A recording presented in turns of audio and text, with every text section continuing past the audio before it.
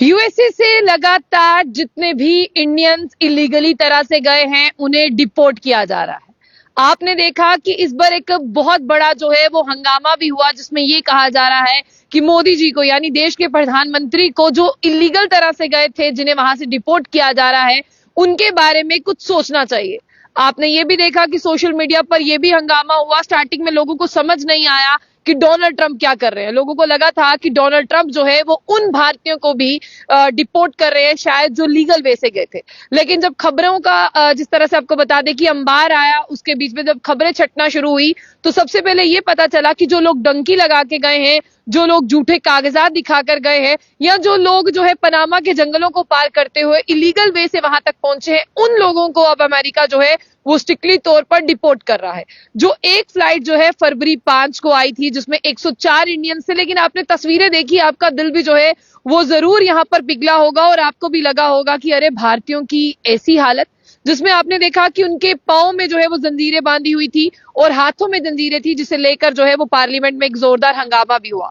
उसके बाद में खबरें आई कि प्रधानमंत्री मोदी जी जो है वो वार्तालाप कर रहे हैं। उन्होंने जयशंकर जी को ये कह दिया है कि आप जो है वो यहां पर बात करिए। लेकिन अभी मैं आपको बता दूं कि आज एक और खबर है। खबर कहती है कि 119 और भारतीय जो हैं वो आज रात के करीब 10 बजे फ्लाइट जो है वो अमृतसर उतरने वाली है, जिसमें 119 भारतीयों को जो है वो दोबारा से डिपोर्ट किया जा रहा है। क्या आप लोग ये जानते हो कि 104 पहले, 119 सब और इसके बाद में भी लोग आएंगे? क्योंकि वहां पर जो आंकड़ा है ना, बहुत ज्यादा इंडियन जितने भी वहां पर थे उन सबको जो है वो वहां पर रखा है, उनके लगातार डॉक्यूमेंट चेक हो रहे हैं। हालांकि ये गलत है, हम भी इस चीज को गलत मानते हैं कि किसी की कंट्री में जो है वो गलत तरीके से घुसना गलत है। हालांकि उन्होंने किसी के लिए मना नहीं, अगर आप सीधे तरीके से जा रहे हो, अगर आपने वो सही वाला स्टेप फॉलो किया है जिससे आप उनकी कंट्री में जाकर स्टडी कर सकते हो, वर्क कर सकते हो, टूरिस्ट वीजा पर जाते हो, लेकिन अगर आपने ये सब चीजें फॉलो नहीं की हैं तो आप इलीगल माइग्रेंट कहलाते हो। और आप ये भी, हमें भी सोशल मीडिया पर वीडियोस देखकर बहुत दुख होता है कि कोई कहता है मैंने 1 करोड़ दिया है, कोई कहता है मैंने 40 से 45 लाख दिया है। अरे भाई, इतने पैसे दिए आप लोगों ने, वो भी इलीगल तरीके से जाने के लिए। तो इससे अच्छा ये कि आप उन सब एजेंट्स को पकड़े जो इलीगल तरीके से लेकर जाते हैं। और वाकई में आज भारत सरकार को पहला काम ये करना चाहिए कि जो लोगों को ये सजेशन देते हैं कि आप डंकी से जाएं, आप इलीगल तरीके से जाएं, उन लोगों को पकड़ना चाहिए, उन एजेंट्स को पकड़ना चाहिए जिन्होंने धंधा बनाया।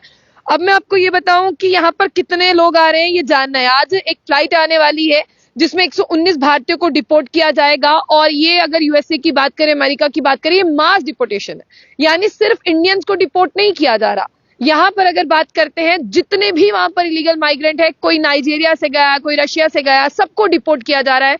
लेकिन जो भारत की हमने तस्वीरें देखी, उन तस्वीरों को देखकर जो है वो मन हमारा जरूर दुखी होता है। फरवरी 5 को एक फ्लाइट आई थी जिसमें 104 जो है वो भारतीय को डिपोर्ट किया गया था। लेकिन आज जो 67 की अगर मैं बात करूं, वो पंजाब के हैं, 33 हरियाणा के हैं, 8 गुजरात के हैं, 3 उत्तर प्रदेश के हैं, 2 गोवा से और 2 महाराष्ट्र से हैं और 2 ही राजस्थान से हैं, 1 हिमाचल प्रदेश और 1 जो है वो जम्मू कश्मीर से हैं। और फिलहाल 10 बजे के आसपास ये फ्लाइट जो है, इंटरनेशनल फ्लाइट की बात करते हैं, ये अराइव करेगी अमृतसर एयरपोर्ट पर। और आपको ये भी देखना होगा कि आज जिस तरह से बात करते हैं, ये फ्लाइट जो है वो यहाँ पर पहुंच रही है। और उसके साथ साथ मैं आपको ये भी बता दूं कि बताया जा रहा है कि और भी आ सकते हैं।